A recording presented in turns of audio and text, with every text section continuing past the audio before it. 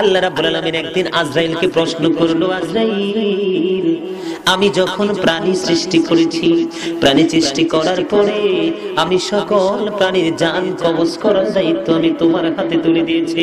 ও আজরাইল, আমি আল্লাহর জানতে বড় মনে চাই রে, তোমার কাছে একটা কথা।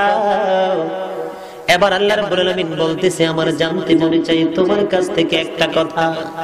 সেই কথাটা হলো, তুমি যে এই প্রাণীগুলোর জান কবজ করতেছো, এই প্রাণীগুলোর প্রাণ তুমি বের করতেছো, তোমার জীবনে এমন কোন ঘটনা আছে কিনা যে কোন প্রাণীর প্রাণ কবজ করতে গিয়ে তোমার মনে ব্যথা লাগছে?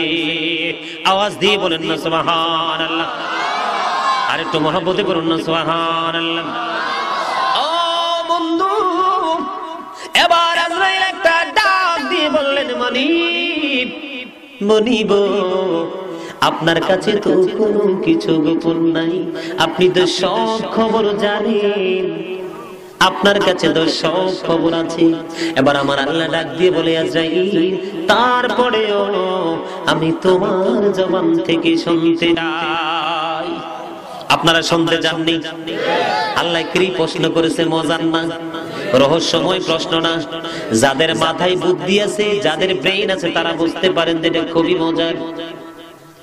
আজরাইল, আমি আল্লাহর জানতে বড় মনে চাই রে, তোমার জীবনে এমন কোন ঘটনা আছে কিনা যে কোন প্রাণীর প্রাণ কবজ করতে গিয়ে তোমার কষ্ট লাগছে?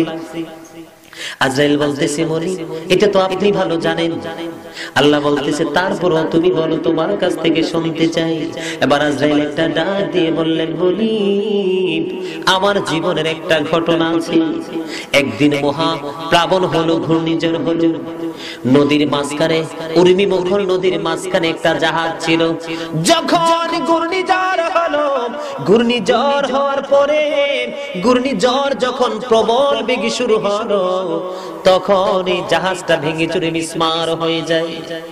এই জাহাজটা যখন ভেঙে গেল, জাহাজটা যখন মিসমার হয়ে গেল, মিসমার হয়ে যাওয়ার পরে এই জাহাজের একটা তক্তা ছিল, তক্তাটার উপরে একটা ভাসমান, তক্তাটা যখন ভাসমান ছিল, তক্তাটার উপরে একটা মহিলা ছিল। মহিলাটা ছিল গর্ভবতী, মহিলাটা ছিল অন্তঃসত্ত্বা, মহিলাটা ছিল গর্ভবতী। এই অসুস্থ অবস্থায়, বেহুশ অবস্থায়, অজ্ঞান অবস্থায় এই মহিলার বাচ্চাই তক্তার উপরে সমুদ্রে জন্ম হয়েছে।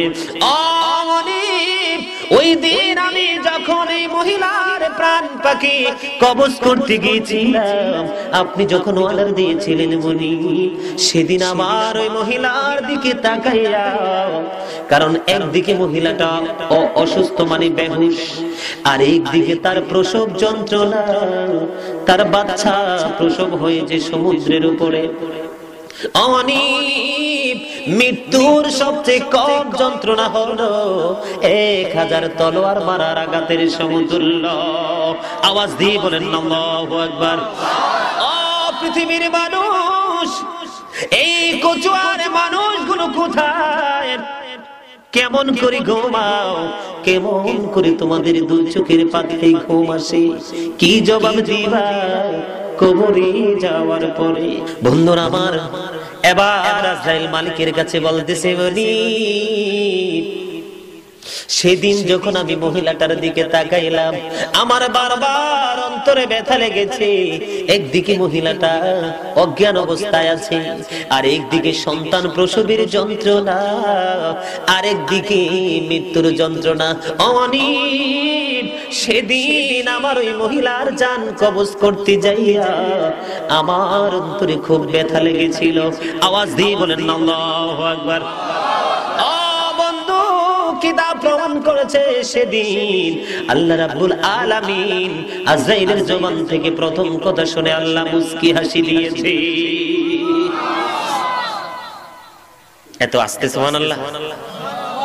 সুবহানাল্লাহ কি নিয়ামত জানেন? সুবহানাল্লাহ আলহামদুলিল্লাহ লা ইলাহা ইল্লাল্লাহ। সুবহানাল্লাহ আলহামদুলিল্লাহ লা ইলাহা ইল্লাল্লাহ। লা ইলাহা ইল্লাল্লাহ লা ইলাহা ইলাহা ইল্লাল্লাহ নবী আমার নূরের ফুতুল জগত করলেন ও জালা নবী আমার নূরের ফুতুল জগত করলেন ও জালা